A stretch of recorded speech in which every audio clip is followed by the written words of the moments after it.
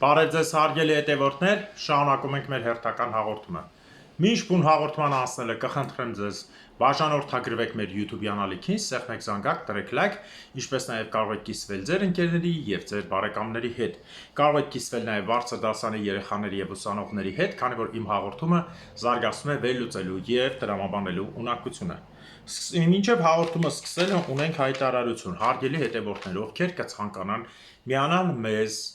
վաղը ժամը 12-ին, ոչ թե 11-ին, ինչու եմ ասում 12-ին, կարող այնտեղ շուտ էլ մարդ գնացած լինի, մեր տրաֆարետը պահած կլինի, ինչի որտեվ շրջանից եկողները չեն հասցնի գան միանան մեզ, ուստի 12-ին, եթե ձեր համար դժվար չէ, 12-ին մոտեցեք, 1 ժամ ավելի ուշ մոտեցեք, համալիրի աստիճաններին կտեսնեք այնտեղ դրոշը Քոչարի ազգային վերածնունդի, այդ հիշատակի արարողությանը մենք կներկայանանք ոչ միայն Քոչարի ազգային վերածնունդ, այլ նաև ազգասերների խումբ, ազգային նախագիծ, հասարակական կազմակերպություն եւ զանգել են մեզ խնդրակով, միացել են ու ասել են, որ փոխանցենք բառացի հետեւյալը. դոկ կուսակցությանը, որը ուզում են գալ Եղեռնի հուշարձանին հարգանքի տուրք մատուցելու մեր 3 միլիոնից ավելի զոհերին։ Ոչ մի քաղաքական միասնություն, ոչ մի քաղաքական հետևանք եւ այլն։ Զուտ միասին գնալու։ Պարզ է։ Եվ ովքեր կցանկանան միանալ, խնդիր չկա։ Կարող եք միանալ մեզ։ Սա այսպես։ Հաջորդ հայտարարությունը, որ այսօր Երևանի ժամանակով 22:00-ին մենք կունենանք հարցազրույց հանդիպում մեր լավագույն ընկերոջ, հասարակական գործիչ, պատմաբան Ստեփան Հասան Ջալալյանի հետ Արցախի հարցով եւ Հայաստանի հարցով։ Խնդրեմ, ովքեր կցանկանան, ես Telegram-ի լինքը կգցեմ, միայն մտնողներ, ովքեր նոր են մտնում, անուն, ազգանունով, նկարով։ Հակառակ դեպքում էջից կհեռացվեք ու առանց ասելու հարցեր չտաք, միանգամից կբլոկենք։ Այսպես, սա որպես հայտարարություն։ Սկսենք ամենաառաջինը մեր Հայաստանում տեղի ունեցող դեպքերի մասին։ Նախ Եղեռնի մասին,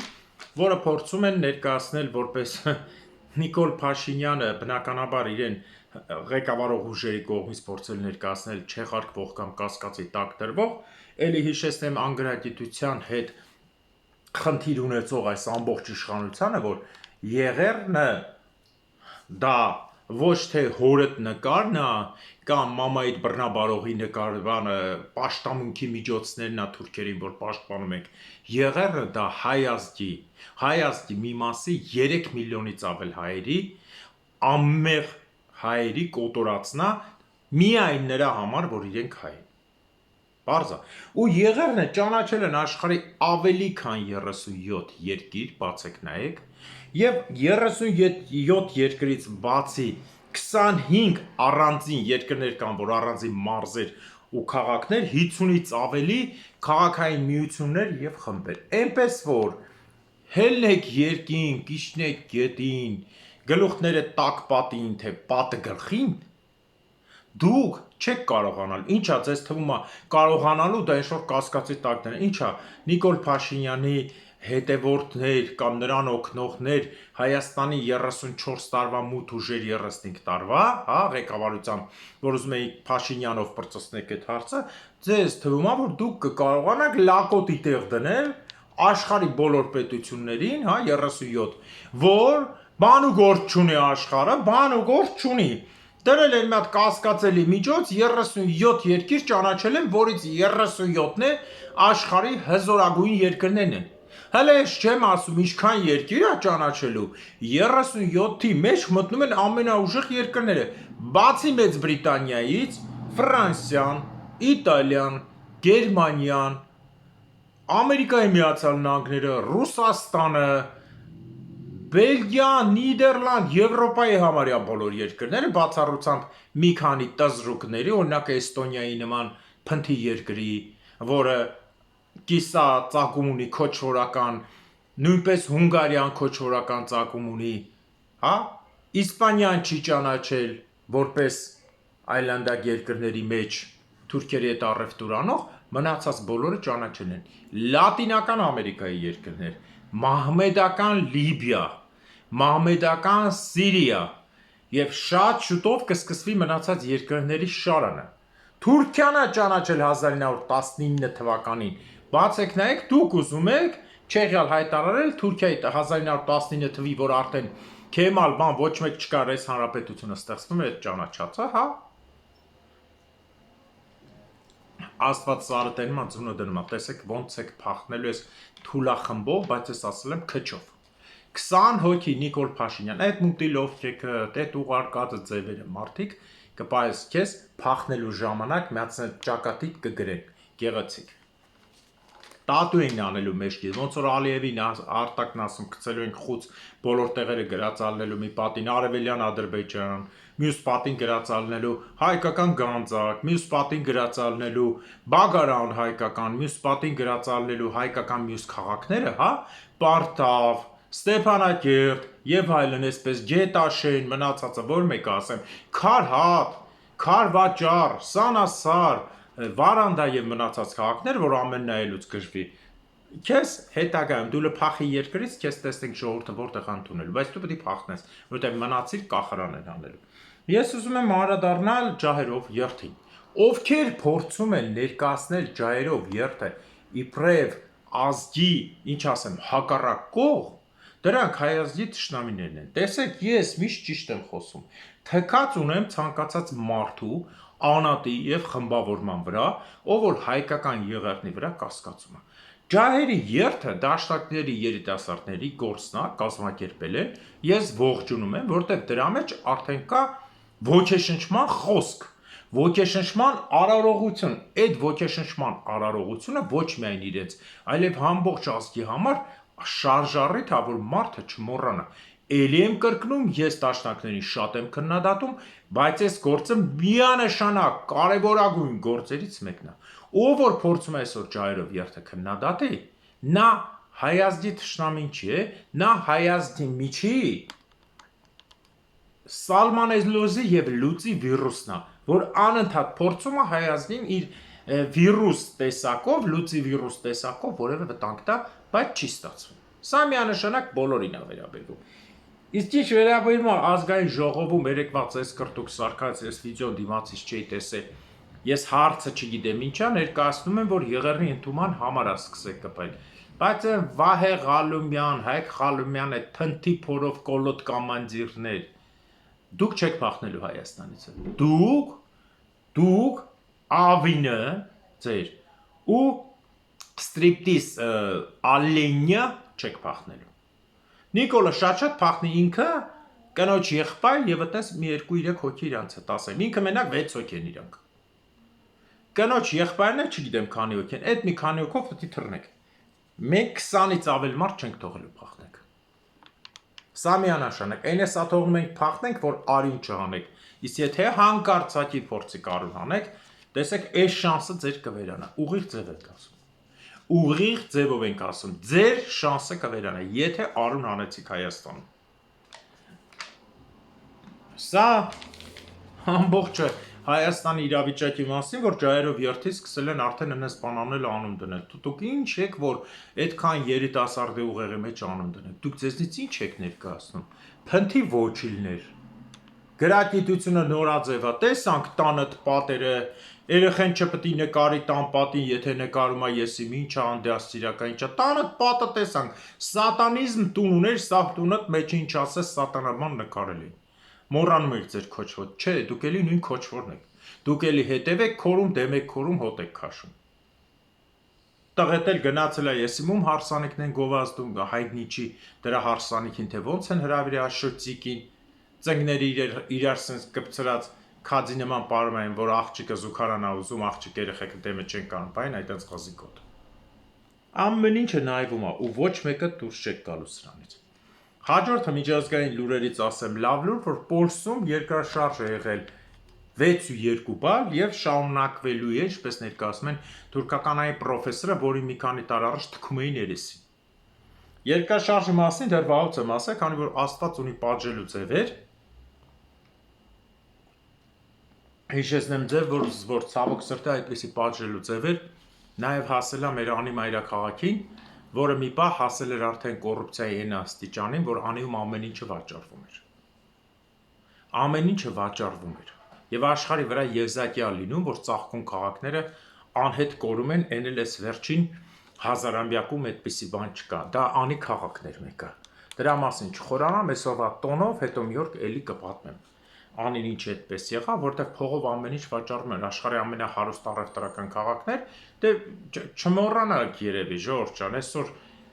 ինչ քաղաքներ են, ասենք, այդ ամենահարուստ քաղաքները, էլի փողով ամեն ինչը վաճառվող։ Ինչի՞ է ձեզ թվում, որ այդ տեները փողը չի ֆռռում, փողով ամեն ինչ չեն անում։ Թեկուզ դա կլինի Դուբայը, թե չէ։ Մարմնավաճառության կենտրոնն է Դուբայը։ Տես չի, տենց է։ Անցնենք այս հարցից եւ երկրաշարժի համար իմիջիայլոց թուրքական գիտնականը ասեց,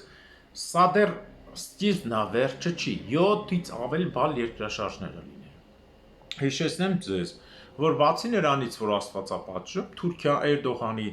կատարած գործողությունները, որը Եվրոպային թողելու էր առանց ջուր, բառի իմաստով անապատ, այն էլ հիմիկվա տաքացող եղանակին, սա նաև կարող է լինի հենց Եվրոպայի կողմից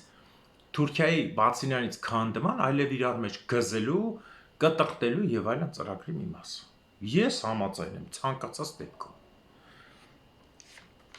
Այդ մասին ես ասել եմ, երբ որ Էրդողանը փորձեր իր ամբիցիոզ երկրորդ թունելը փորել, իբր թե առաջինը, որ ենթարկվում է հաղթած պետությունների կողմից օրենքին, որ բոլորը կարող են առանց մաքս այնտեղով անցկացնել ապրանքներ, բացառությամբ մի տեղ ունեն մաքս, եթե ռազմական են անցկացնում, իսկ մյուս փորվածը սա կփակի, Դարդան էլ Բոսֆորը կփակի, մյուսով կասի սրա վրա չի գործում, այդպես էր ուզում անել, իրեն հայտարարելով նոր կայսր, սրանով փող տվեք անցեք, բայց ուրբաթը շաբաթից շուտ է գալիս։ Իմիջիայլոց Էրդողանը չկա, չեք զգացել, ժողովուրդ, մեռելավ, սատկել էր, որ ասում են, սատկե գնացել է, չկա Էրդողանը, ուր է, որևէ մեկը տեսել եք, ես որ չէ։ Դրա համար Թուրքիայում դեռ շատ բաներ է լինելու, սա ամենաթեթև բանն է։ Հա, եւ հաջորդ հարցը, ինչի մասին միջազգայինից ուզում եմ անդրադառնալ, Հորդանանը հրաժարվել է մուսուլման եղբայրների ներկայությունից։ Հիշեցնեմ ձեզ, որ մուսուլման եղբայրները դա արաբական երկրներում թուրքական վճարված հանցագործ տերորիստական խմբավորումներն էին, որոնք ժամանակին Եգիպտոսում հեղաշրջում արեցին, կռիվ գցեցին, հիշում եք, չէ, Եգիպտոսում մի պահ ինչ էր կատարում։ Մինչև հետո Եգիպտոսը վերցրեց իր ձեռքը իշխանությունը։ Սա միջազգային լուրերից է, ուզում եմ ներկայացնեմ նաև Մոսկվայի պայթյունները, որ բազմաթիվ պայթյունները, վիդեոները գցած է, ոնց են խփել, ինչ են պայթեցնում Մոսկվա Սիթիում եւ այլն, սա արդեն Աստծո գործոնն է կամ պատերազմի գործոնն է, որի տակ ռուսները չեն կարողանում դուրս գալ։ Դրա համար փնտրում են նոր ճանապարհներ, ժամանակավոր դուրս գալու այս խայտառակ իրավիճակից։ Կա նաև երող մի երկրորդը ծիծաղելի ծրագիր, որ Էրդողանը տեսնելով, որ Միջին Ասիայի հանրապետությունները թքին երեսներին, իմիջիայլոց սա պանթուրքիզմի ծրագրի վերջն էր, որը ասում ենք երկար ժամանակ եւ հաստատեց մեր պրոֆեսոր պարոն Բեկլարյանը, պանթուրքիզմի ծրագիրը վերջն է, այս սիոնիստական ծրագիրը վերջն է, արդեն ոչ մեկ բանի տեղ չի դնում, եթե դնեին ամբողջ Եվրոպան չէին հելնի, դուրս գային ազգային բանից, պարլամենտից, որ հենց որ ջհուդների մասին ինֆորմացիա էին կարդում, իբր ջհուդները մեղք են։ Ամեն ինչը վարի է գնում, եւ Թուրքիան ասում է, որ քանի որ մենք ունենք եղբայրներ, իսկ մեր եղբայրները կապ չունի Թուրքիան թե չէ, մենք ունենք հիմա ռազմական պայմանագիր ենք կնքում Ադրբեջան, Պակիստան եւ Թուրքիա։ Ես հիշեցրել եմ բոլորիդ Հիշեցնեմ, որ Պակիստանի զենքի արտադրության մասին ես խոսել եմ, որը համապատասխանում է 50-ականների զենքերին, եթե ամեն երկիր պատենտ է հանում, սենց ասեմ, ցանկացած պատենտ 30%-ով թուլացնում է այդ ապրանքը։ Իսկ Պակիստանի արտադրած զենքերը խորհրդային 50-ից 60-ական թվականների զենքերն են, որոնք տվել են Չինաստանին, Չինաստանը 30% պատկերացեք անվորակ է հանում, Չինաստանն էլ այդ պատենտը ծախել է Պակիստանին, նշանակում է խորհրդային զենքից 60% անվորակ։ Եվ Ադրբեջանը, որ իբր պատվիրել էր 200 հատ ինքնաթիռ, բայց չգիտես ինչի 20 տարում Պակիստանը դրանից ընդամենը 24 հատ էր արտադրել։ Սա է կամ թուրքերի արտադրած ինքնաթիռը, որ մենակ սենց հերվից ցույց տվեցին հայտնի չի, հելավ ու իջավ եւ մնացած զենքի տեսակները, ինչպես Իսրայելի օթային հրթիռները կամ հակաօդային պաշտպանությունը պայթեցրեց թուրքական բազան, սա ամեն ինչը դու պարզես, թե ինչ Չ-կլասի զինատեսակներ են ստեղծել ու պիտի պահեն fake, քանի որ Թուրքիայի բյուջեն էլ պակաս չի, տարին 8-ից 10 միլիարդ փողա դուրս գրվե Թուրքիայի ռազմական ծախսերը հոգալու համար։ Իսկ Պակիստանի հարցում Հնդկաստանը չշեղվեց, որ կանչին, բա ինչի մեզ զենք չես տալիս, ասաց լավ է մարե։ Լավ եմ ասաց, դուք Ադրբեջանին օգնել եք ու իրար եք պաշտպանում բոլոր հարցերով, Ադրբեջանն էլ ձեզ է պաշտպանում։ Քաշմիրում իմիջիայլոց կատարված սպանությունների ֆոնի վրա դեռ այս հարցը շատ է ջուր քաշելու, ես այս մասին ասել եմ, Պակիստանի իրավիճակը այդքան էլ լավ չի, քանի որ բացի նրանից, որ Վազիրիստանում իրենք պարտություն կրեցին Խառը ազգերի միությունում, նաև թալիբների հետ պարտություն կրեցին, իսկ Պակիստանը հենց ես երկար ժամանակներ հաղորդումներ ունեմ, ես ինչ ալնում էկրանոց։ Կրկին անգամ ասեմ ձեզ, որ Պակիստանը դա այն երկիրն է, որը լուծարվելու է։ Այն ինչ որ սարքեցին իրանք երկար տարիներ Աֆղանստանի գլխին, օգտագործելով որպես պոլիգոն, շատացան աֆղանները եւ Պակիստանի բնակչության 40%-ը փուշտուններն են, այսինքն աֆղաններն են, որոնք նաեւ ծովափնյա մասում են ապրում բելուջները եւ մյուսները իրար հետ, բոլոր այս պարսկալեզու ազգերը Պակիստանյան ուրդու լեզուն, որը խառնածին պարսկահնդկական խառնուրդ է, տեղի ժողովրդին ուղղակի վերացնելու են, որտեղ Պակիստանը իրենց ոչ մի զարգացում չունի, պետական ստրուկտուրա չկա, վերջին տարիներում հարյուրատ ղեկավարներն իրար մորթում, Պակիստանը կործանվելու է, միջալոց Պակիստանը Անգլիան սարքել էր 25 տարվա համար, հետագայում երկարաձգեցին նրա կյանքը խորթային միությունը, ոչ թե Անգլիան։ Ես այս մասին հաղորդում եմ արել եւ ապացուցել եմ, որ պակիստանյան հրթիռ ատոմային զենքը տրված է խորթային միության կողմից, հարգելիներս։ Այս փաստը կա, որտեղ հրթիռի տեսակը լիցքավորվում է խորթային միության ստեղծած հրթիռի նյութով, այսինքն ուրանով։ Երբ խորթային միության ատոմային զենքը ուրանա, ամերիկյանը պլուտոնիում կամ կուրչատովիում է, սրանով է տարբերվում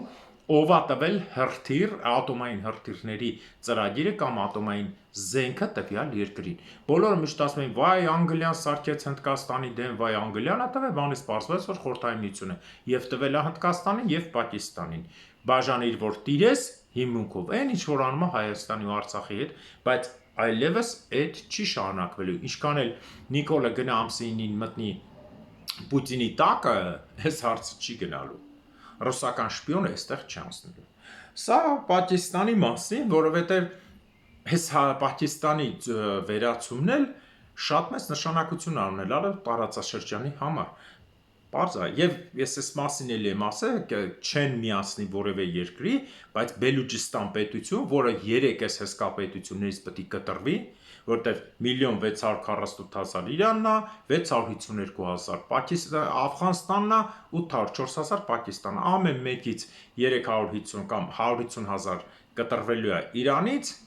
մնացածից 350.000 ամենամեծը Պակիստանից եւ 150.000 էլ Աֆղանստանից դառնալու է մի հատ 650.000-ով եւս նոր մի պետություն, որը էլի այդ տարածքում տակ է պայելու, սա աշխարհի ձևը, իշխելու համար պետք է այդ տարածքում մի հատ տակ երկիր լինի, տակ ասելով ոչ թե եղանակով, այլ անընդհատ զենք ունեցող։ Սա էլ Պակիստանի եւ նրա եղբայր Ալիևի եւ Էրդողանի հարցը, որովհետեւ սրանք որոշել են այսօրվա դրությամբ կարճ ձևով Պակիստանին էլ փուռը տալ։ Հիմա ես կգնամ մյուս հարցի փուռը տալուն, որը նույնպես կազմած է, ես կասեմ սա արդեն պատմական մասով եւ նաեւ քաղաքական մասով։ Գագաուզիայում Մոլդովայի կառավարությունը սկսել է գագաուզների անհիմն, ասում են անհիմն, բայց իրականում էստեղ բան կա, որ ռուսական օլիգարխ մի ջհուդ, որը օգնում է գագաուզներին, ամեն մեկին փոխանցում անել $1400 փող։ Ընդհանուր առմամբ 39 միլիոն դոլար փող, որ նրանք գոյատևեն Մոլդովային չենթարկվելու եւ պրոռուսական խաղեր տալու համար։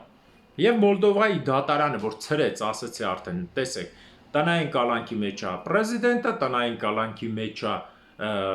ճիշտ պրեզիդենտ չի, գլխավորը Բաշկանը, Գուցուլը տնային կալանքի մեջ է պրեմիեր-մինիստրը, թե ձերբակալված է դատարանները փագին, իսկ որ Գագաուզիայի դատարանները փագին, բոլոր գործերը եւ բողոքելու տեղ չունեն։ Ահա եւ հաջորդ հարցը եւ սկսել են դատական գործեր ներկայացնել այդ 125,000 գագաուզների դեմ, որ այս փողերը ձեզ որտոց ասում աշխատել ուղարկել են, ով աշխատել ուղարկել։ Ով է 1400 եվրո ամեն մարդու անունով աշխատած փող ուղարկել։ Ցուցադրումը գալիս է ռուսական հատուկ օլիգարխ Շորին, որը փող է ուղարկել եւ դրա համար գագաուզական ինքնավարությունը վերացնելու են։ Հիշեցնեմ ձեզ, որ գագաուզների շատ հետաքրքիր կերպով օգտագործեցին թուրքերը Գորշ գայլերի հիմքում, որը հայերից վերցրած էր էլի եմ կրկնում Արտակ Սարգսյանի պապներ, աղաբեկներ, աղա գայլավաշտերը սարքե թուրքերը վերցրեցին եւ այդ ձայներով որնալով խոսալը, որը գաղտնակոդ էր, վերցրեցին, հետագայում հաստատեցին Գորշ գայլեր եւ իբր իրենց տեսա։ Ոչ մի բան չունեն, նույնիսկ Գորշ գայլերը իրենցը չեն։ Եվ ես այսօր գնացել եմ ավելի խորը եւ հանել եմ բոլոր այս ազգերի, որ մահմեդական են դարձել Բալկաններում եւ եվրոպական մասերում։ Սրանց այս ազգերի գենետիկ կոդը։ Ուրեմն հարգելիներս, որ ասում են գագաուզները թուրքեր են քրիստոնյա, սա լրիվ սուտ տեղեկատվություն, հիմա կբացատրեմ ինչ են այդպես ասում։ Քանի որ գագաուզները որ դարում Օսմանյան կայսրության ժամանակ, որ Ղրիմի խանությունը ենթարկվում էր, այդ ժամանակ եղել, որ ծովափի ապրող գագաուզները, որոնք Ղրիմի խանի թևի տակ էին, սկսեցին լեզուն փոխել թուրքերեն, չնայած իրանք կրոնով քրիստոնյա են։ Իմիջիայլոց քրիստոնյա թուրքեր շատ կան, խակասներն են եւ մնացած այլ ազգերը, հələ այս խակասների խորությունը չեն վերցել, կարող նրանք էլ արդյունքում դուրս գա չեն։ Ուղղակի թուրքական լեզուն է տարածված եղել։ Ես այս մասին ասել եմ օրինակ Թունիսցին կյանքում արաբ չի։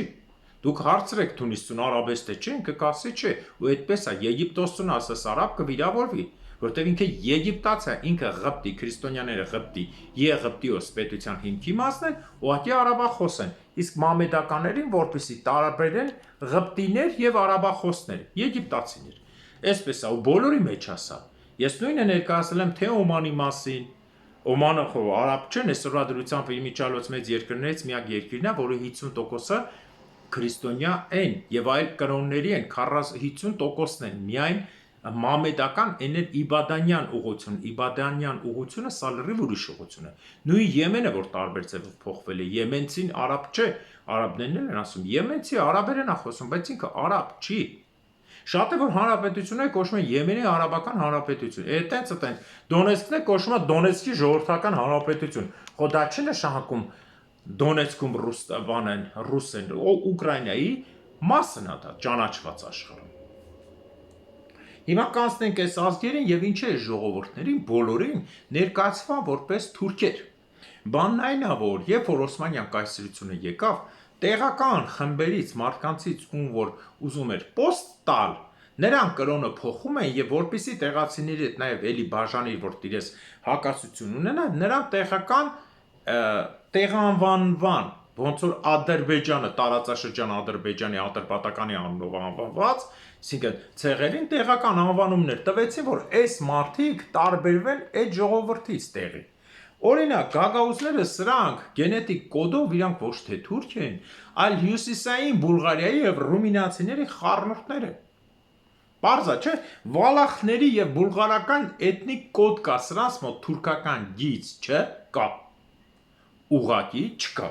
Խոսել են թուրքերեն, պատկերացնելով որ արդեն թուրք են, հա, ոնց որ մենք ոնց ենք ասում, պրինցիպի ասենք Սերժը, Նիկոլը, Լևոնը, Ռոբը թուրք են։ Նրանց այդ գենետիկ կոդը հիմի որ հանեք, ոչ թե նրանց հայ եմ ուզում սարքեմ, այլ պատկերացնեք իրանց առանձնացնեք, որոնք թուրքերի ծառաներն են,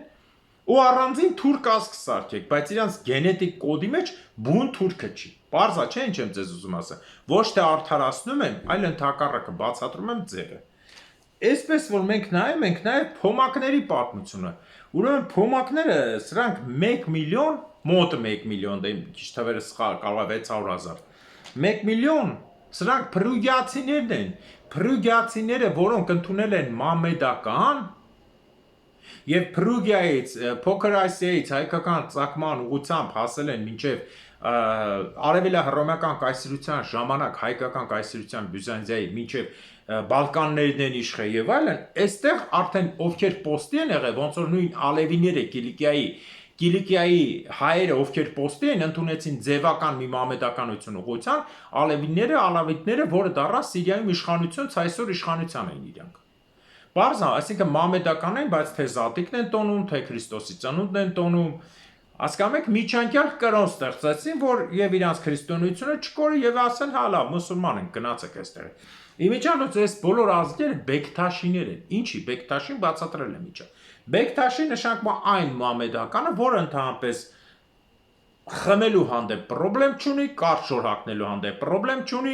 ազատ ապրելու հանդեպ պրոբլեմ չունի, կինը քանի անգամ բաժանվելու ամուսնանալու հանդեպ պրոբլեմ չունի, կարա քրիստոնյայի հետ էլ ամուսնանա։ Սա բեկթաշիներն են։ Իմիջիալոց բեկթաշիները նաև տեսեք, սրանց կրոնական եւ ազգային ուղղությունը Ենիչերիների սերունդներն են, չէ՞ որ Ենիչերիները ամուսնացան, երեխա ունեցան։ Իսկ Ենիչերիները ովքեր են, քրիստոնյաներից գողացված տղա երեխաները, որ սարքեին զորքեր։ Ճիշտ է, Ենիչերիների ինստիտուտը 19-րդ դարի վերջին վերացրին, բայց խո այդ մարդկանց չկարացան վերացնեն։ Բոլորը կռվող, հա, անմա իրանց պատերազմող մարդիկ էին, ձուլվեցին եւ ապրեցին։ Հիմա նույն փոմակները Պրուգիայից եկած, նաեւ հայկական գենով եւ տեղական հունական եւ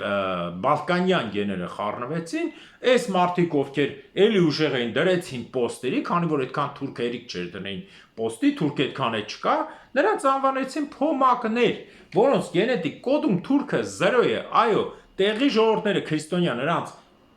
բանանելու համար, որ թուրքերը հետ են եղածն են, դուք թուրք եք, բայց նրանց ազգային կոդի մեջ թուրք չկա, իսկ եթե դու ասում ես թուրք ես, ինքն է մամեդական, հա, Թուրքիան էլ հետագայում իր կորցնելուց հետո Բալկանների եւ մյուս տարածքները իբր սրանց մի քանի օգնեց, ես ձեզ ասել եմ, որ գագաուզներին տարեկան 20 միլիոն փողեր ուղարկում, որ գագաուզները իբր իրենց թուրք բարեկամներն են, բայց արդյունքում ամեն ինչ կորավ, ինչպես Թուրքիան ուրեմն Աֆրիկային էր հսկայական փող ուղարկում այդ մասը, ասել եմ ես, հիմա հերթով ներկայացնում եմ այս ազգեր, այսինքն չկա թուրքական ուղղություն։ Սրանք են քրիստոնյաներն են, հիմա ասեմ ձեզ, որոնք մամեդական են, բայց մամեդական էլ չեն։ Օրինակ, ով կոսովոցիների, բոսնիացիների հետ շփվում է, ինքը կզարմանա, որ այս ազգերի մոտ մամեդականությունը ինքը չի տեսնում։ Ինչի, որտեղ նրանք ես ասեմ ձեզ, ոչ մեկ մզկիթ չի գնում։ Մեկ-մեկ կաղոթ են, մեկ-մեկ չեն աղոթի, ուղղակի են, որ ասում հա լավ, մամեդական եմ, ընկած ձևա գնում է։ Հաջորդ հարցը ինչ ասեմ, այս ազգերի նաև մյուսների մասին։ Պոմակներից կան նաև կա, հա, մակեդոնական ուղղությունը, դուրբեշները, սրանք մակեդոնացիք են 120,000, բուլղարական սուբեթնոսն է մակեդոնացիք, տեղի ազգերը էլի կրկնում եմ, Հայաստանից գնացած, Բալկաններ գնացած, Փոքր Ասիայից հայկական ցեղեր, որոնք խառնվել են տեղի բաների հետ, սլավոնների հետ, նոր ազգ են ստեղծվել, այսքան մասն էլի գործի են եղել, պաշտոններ են ստացած եղել Օսմանյան կայսրությունում, դեռ Օսմանյան կայսրությունը բերեք այսպես ասենք, Ժորժ ջան, 100 տարի է որ վերացել է։ 500 տարի իշխելուց հետո 100 տարի է վերացել։ Դրա համար այս ազգերը եւս մի 50-100 տարի հետո կավանունները չհիշեն։ Տուրբեշները ամենամեծ ազգն են, մնացել են 120,000 այդ տարածաշրջանում։ Նաև գոյություն ունեն Կոսովոյում ապրող ոչ կոսովարներ, ալբանացիներ, տեսեք, գորանցիները 15,000, ռեֆչաները Ալբանիայում 5,000 եւ պոդգորիցիները 7,500 եւ մյուսին մնացել են սրեչչանիները 3,000 հոգի։ Պատկերացնում եք, այսինքն այս մարդիկ, որոնք ապրում են հիմնականում Մետոխիայի տարածքում, այսօրվա Կոսովոյի Մետոխիա դաշտի տարածքում, այս սրանք նույնպես իրենք ալբանացի չեն խոսում ալբաներեն։ Բոլորը խոսում են սերբերեն կամ մակեդոներեն, որը լեզու չի բուլղարերեն։ Պարզա, չէ՞։ Երկրորդ լեզուն է, այսինքն սրանք բոլորը ընդհանրապես ուրիշ լեզու չունեն։ Մամեդական իրենց համարում են, բայց դու այդ մարդու մամեդականությունը չես տեսնելու։ Ուղղակի որ սրանց ասել են Թուրքի հետ, այն որ ասում ես Թուրքի հետ ես ապրել։ Դրա համար ժամանակավոր թուրքերն օգնել են իբր դա իրենց ներկայացուցիչներն են, բայց ընդամենը էս մաքսիմում 1.2, 1.3 միլիոն մարդը ոչ մի եղանակային փոփոխություն չեն տալիս այն այդ սվրված ամեն մեկը մի տեղ ապրելով։ Պարզա, ոչ մի չեն տալու, որովհետև սլավոնական ազգերը, որոնք տեղում ապրել են եւ հայերի խառնուրդները, այստեղ բյուզանդական կայսրության ղեկավարություն եւ բնակչությանություն տոկոսը շատ նոր ազգեր են ձևավորել։ Հիմա մենք եթե գնանք բուլղարացիների հոգու մեջ, հենց այնպես չէր, որ Անդրանիկն ու Նժդեը Բուլղարիայում ազգային հերոս են նույնպես եւ նրանց արձանները կանգնած է։ Ճիշտ է, սերբերը մոռացել են, մակեդոնացիք մոռացել են Կումակովոյի ազատագրումը, որ Գարեգին Նժդեհը ջարդեց 140,000 թուրքական զորքին այսօրվա Կումակովո քաղաքի մոտ։ Բայց դրանք չի մոռացվել։ Բարձա տեղի ժողովուրդները հենց այնպես չի եղել, հենց այնպես չի եղել 120,000 զինվոր տվել են Նժդեհին, ինչա աշկերի գույն էր կապույտ, թե տիպիկ սլավոն էր Նժդեհը, որ վստահեցին կամ Անդրանիկին, ինչի վստահեցին։ Հասկանալի է, չէ՞։ Հայկական գենի ֆոնը կա, օրինակ ես ասեմ ձեզ, որ հենց այս պայի դրությամբ, որ ես նայում եմ այս ժողովուրդներին, ինչպես նաև բոշաներին, բոշնյակի, որոնք մոտավորապես 1,850,000 են հաշվում, ասեմ ձեզ, բոշնյակների մեծ մասը, բոլորն ասում են մամեդական են, մեծ մաս կա, որը չի ներկայացնում ինքը որ կրոնից է։ Դե Բոսնիա գետի ու հովտի վրա բոսնյակներ եւ այլն։ Նրանց մասին առաջինը հիշեցրել են բյուզանդական հայ կայսերները եւ ասել են, որ այս մարդիկ դե այն ժամանակ մուսուլման չէին, կատարում են լավ պետական զինվորական գործ, նրանց մասին հիշել են ու տարել են տարբեր տեղեր գործ են արել եւ նրանց համարելով ծագումով փոքր Ասիայից, որի բնակչության 80%-ը հայերից, Բյուզանդիայի նույնպես, այսինքն ոչ թե ես ուզում եմ բոլորին հայ սարքեմ, ճիշտ հասկացեք, սա սլավոնական արդեն ձուլված ցեղի նորատեսակ խառնուրդ է, որոնց խոսակցականը ամբողջովին սերբերեն է։ Սերբերեն մի փոքր ակցենտներով։ Օրինակ բոսնիացիները որպես մամեդական խոսում են սերբերեն բոսներեն իրենց լեզվով, ինչպես նաև բոշյակները։ Սրանք այն բոսնիացիներն են, որոնք ապրում են Սերբիայում։ Կաթոլիկ սերբերը էլի մի երկու բառ տարբեր են խոսում, դրանք խորվատներն են։ Ուղղափառ սերբերն են, մամեդականները բոսնիացիներն են։ Եվ չհաշված սրանց սուբ էթնոսները, որոնք իրենց տեսեք Գորիացիները գորնի բնակավայրում են ապրել, Ռևչաները ներքևի մասում, Պոդգորիցյաները ներքևի մասերում, ինչպես օրինակ գոյություն ունի հենց Չեռնոգորիայի մայրաքաղաք Պոդգորիցան, ճիշտ է։ Եվ այստեղ կա Միրկովչիները, որոնք միայն այս մամեդական խումբը ապրում է Չեռնոգորիայում, Միրկովչիները Չեռնոգորիայում եւ տեղական սուբ էթնոս են, այսինքն թուրքերը բոլոր մասերում իրենց մարդկանց դրել են տվյալ ասիից իշխելու ու մամեդականություն է։ Մի պայման են տվել, որ մամեդական եղի թեկուզ Բեկթաշի։ Հիշեցնեմ ձեզ, որ Ալբանիայի բնակչության ուղիղ կեսն էլ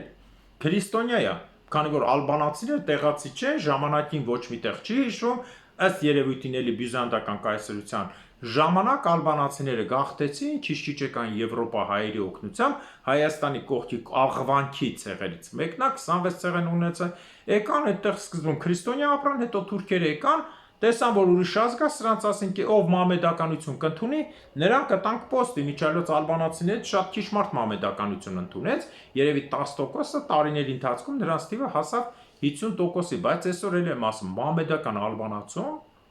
ինչ ասեմ, ոնց ուսանակ խոսակ, այս ազգերը, որ եկել են մեր տարածքից, ես այս մասին հաղորդում եմ արել ու եւս ունեմ բազմաթիվ ապացույցներ, օրինակ իմ կուրսեցի մեկը կար ազգանո Օրշուրունի էր։ Օրշիրունի։ Ես վերեցի, փորձեցի իրան ցույց տվեցի հայկական ձևակերպումը, որը Կիլիկիայի կողմից եկած են, ինքը ապշեց։ Ովքեր ապրում են Նյուրնբերգում, կարող եք մտնել Նյուրնբերգի երկաթգծի ինֆորմացիոնում։ Մի հատ ալբանացու դոշին գրածա Տերունի, ես իր ազգի պատմությունը պատմեցի ու բացատրեցի ինչա նշանակում Տերունի, ու տիպիկ հայկական ասում է, ես այդքան մտածում էի, չէի հասկանում, դրա համար շնորհակալ եմ քեզ, ես ասում եմ, ես մենք շատ հին, եսի հին ալբանական ազգանունը, ունիներով վերջավորություն ունեն ալբանական ազգանունները, ժողովուրդ ջան, այնպես որպեսզի ցույց տան, թե սրանք մամեդականը թուրքա չէ, իմիջիայլոց թուրքերը ընկնավորել են ամենաշատ թուրքերը, որտեղ սա իրենց պետության կործանման հիմնական աղբյուրն է, որ Բեկթաշիներ իրեն ժամանակ են ստացվել, սա ազատ չափավոր մամեդականներն են, որոնք չեն ենթարկվում այդ իսլամի լաճակ-մաճակներին, Բեկթաշիների համար հատուկ քաղաք է ստեղծվում, ոնց որ Հռոմի Պապի քաղաքը Իտալիայում, Բեկթաշիների քաղաք հենց Տիրանայում։ Այս համար ամենաշատ ընկնավորել են թուրքերը, որտեղ իրանց հիմք ունեցող թուրք բառը նախ հայոյան քաղաքի միջև 1908 թվականի դատարանով պարտված, նայից հետո է դարձել թուրք ազգի վիրավորական, ոնց որ տաճիկ բառնա վիրավորական ցայսօր թուրքերի մատնանշումն է եղել, այսօրվա դրությամբ է թուրքը կորում է։ Եթե Բեկթաշ եղավ, էլ չկա, վերջ։ Բեկթաշը սա նշանակում է համարյա Քրիստոնեության մեջտեղ մամեդականություն, որին շատ այս բոլոր ազգերը, որը նշեցի, հիմնականում բոլորը բեկթաշիներ են ժողովուրդ ջան։ Եվ թուրքերի համար սա շատ, ինչ ասեմ, կործանիչ բան է, քանի որ Բեկթաշի ինստիտուտը իրան վերացնում է Բալկանյան թերակղզում գտնվող բոլոր ազգերի հետ կապից ու վերացնում է, իրենք մինչև այդ ասում են Թուրքիային փող են տալի, Ալբանիայի մի քիչ փող կտանք, սրան կտանք, նրան կտանք, որ մեր թուրքը մեծանա, իրանք 300 միլիոն թուրք, առա 300 միլիոն, տեսնում ենք քանի միլիոն թուրք կա։ Իմիջիայլոց Էրդողանի քաղաքականության պարտությունը նաև եղավ նա, եւ հիմա նա շարունակում է, բայց չափավոր Ալիևը, որ փորձեցին իրենց կարճ խելքով Աֆրիկային իրանց դրել էին բանի տեղը, Անգլիայի տեղը, Ֆրանսիայի տեղը, Ամերիկայի, Աֆրիկային փող ուղարկել, ժողովուրդ ջան, Աֆրիկային փող են ուղարկում երկրներին, որ թուրքական քաղաքականությունը պահեն այնտեղ։ Երբ որ հարց եկավ թուրքական քաղաքականությունը պահել եւ ընդհանուր դեմ գնալ Եղեռնին, մի հատ կոմեդիա բան եղավ։ Այն երկրները ում փող էր տվել, հերթով ասեմ, Ջիբութի, ամենաֆանատ մամեդական երկիր, Բուրկինա Ֆասո, Սուդան, ամենաթշնամի քրիստոնյաների, որը Դարֆուրի կոտորածնար է, եւ նման շատ երկրներ, մոտավորապես 10-12 երկիր, որ պիտի ընդունեին ընդհանուր թուղթ, որ հայկական եղեռ չի եղել, նրանք հրաժարվեցին ընդունել թուղթ, որ հայկական եղեռ չի եղել։ Նրանք ոչ թե ընդունեցին թուղթ, որ եղել է, ասեցին մենք այդ հարցին չենք մտնելու, այդ մեր թեման չի։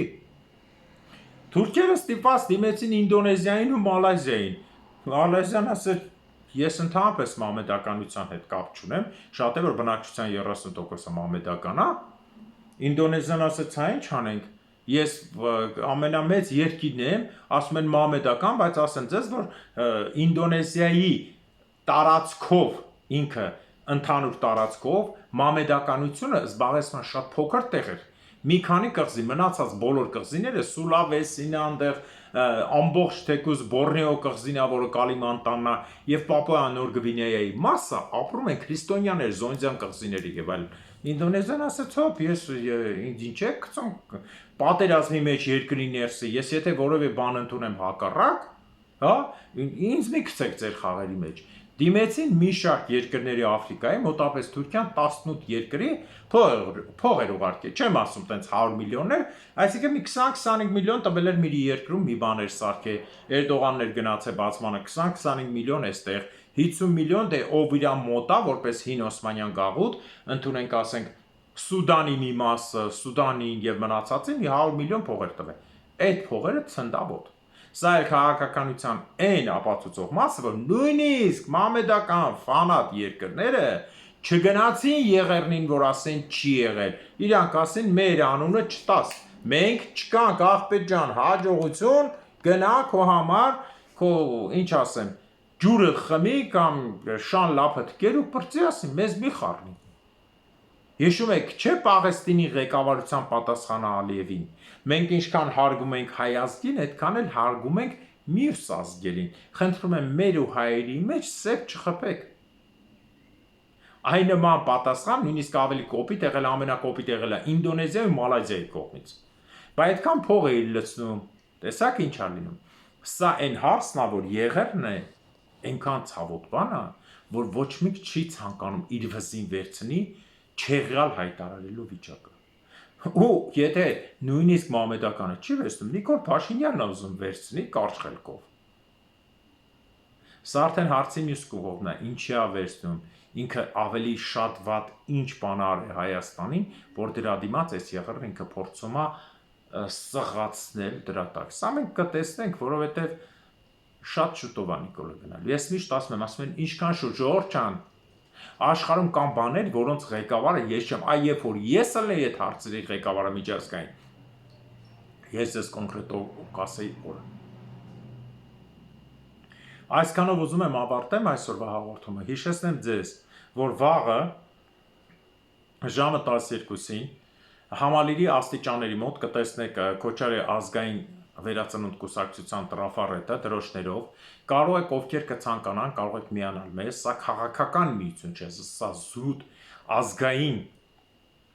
հիշատակի տուրք մատուցելու միություն է, որտեղ հայ ազգի համար կարևոր իր անցյալը չմոռանալն է։ Մեզ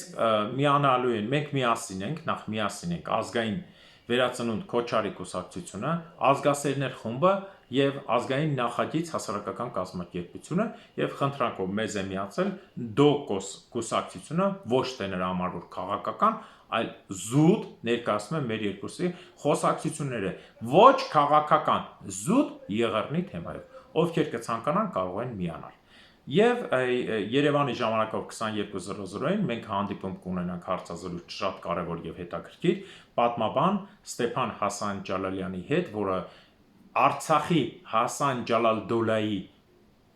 ցեղական օրինական հետնորդն է եւ կտանք շատ հարցեր թե Արցախի, թե այսօրվա մասին։ Մնացեք մեր հետ։ Հաղորդումը ավարտում է մեր մշտական հաճելի բարեմաղթանքով առ երկինք, որտեղ Թուրքիան կործանվելու է, սա ասում են Թուրքիայի գիտնականները, շանտեղ չեն դնում։ Պրոֆեսորը կանգնած մայ մարտած մեզ երկրաշարժը շարունակվելու էլի շանտեղ չեն դնում։ 20 միլիոն շամպես բերին լծինը տե շանտեղ չեն դնում։ Տաներ տեսել եք Պոլսի։ Պոլսում տուն կա 2-300 տարվա տունը, թափով փռշտած տունը կթափեն քաշնազարի պես։ Թուրքիան էլ է կործանվելու, Ադրբեջանն է։ Սա միանշանակ։ Իսկ ով հայի դեմը, թեկուզ իրեն համարում է հայ, նա արդեն թշնամի է։ Բերեք միասին բարեմաղթանք ուղարկենք առ երկինք եւ շարունակենք մեր մնացած գործողությունները ի բարօրություն հայ ազգի եւ Հայաստանի, ոչ թե միայն Հայաստանի Հանրապետության, այլ ամբողջ մեծ հայքի 618,000 քառակուսի կիլոմետր տարածքի։ Աստված թող արժանին պատժի հայ ազգի ներքին ու արտաքին թշնամիներին, հատկապես ներքինին, որտեղ նրանք անտեսանելի են, նրանք մեր մեջ են, թիկունքից խփող տականք ծախվող են, Աստված թող արժանին պատժի ամալեկների թշնամիներին։ Հաջորդ տարին Արցախում, հաջորդ տարին Նախիջևանում, հաջորդ տարին Գանձակում, հաջորդ տարին Բագարանում, իմիջիալոց ով Արցախը ուրանում է, նա ուրանում է առաջինը ինքը իրեն, հաջորդ տարին Վանանդում, Մուշում, Վանում, Բաբերդում, Սասունում, Կարինում, Կիլիկիայում, Անգորայում եւ Պոլսում։ Ամեն